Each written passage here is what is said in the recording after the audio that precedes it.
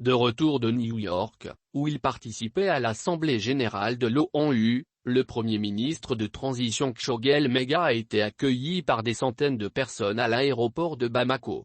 La population est venue en nombre afficher son soutien au discours prononcé par le Premier ministre malien lors de l'Assemblée générale des Nations unies.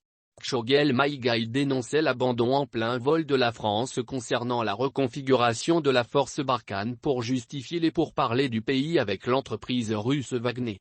Le Premier ministre a ainsi reçu un accueil triomphal. C'est au son des vuvuzelas et des klaxons de moto que le convoi de Choguel Maïga a traversé une foule compacte. Tout le peuple malien, aujourd'hui est ravi cet après-midi. Nous nous réjouissons que notre problème réel soit étalé et qu'ensemble les gens puissent penser, réfléchir pour que le Mali sorte de cette situation, lance un homme venu accueillir le Premier ministre. Un soutien populaire pour une démonstration politique. Des minibus collectifs étaient stationnés sur le bas-côté des routes. Sur de larges banderoles, on pouvait lire des slogans tels que le Mali s'assume, courage à la transition ou le peuple vous accompagne. Lors de son séjour, le Premier ministre a évoqué pour la première fois publiquement la possibilité de prolonger la durée de la transition.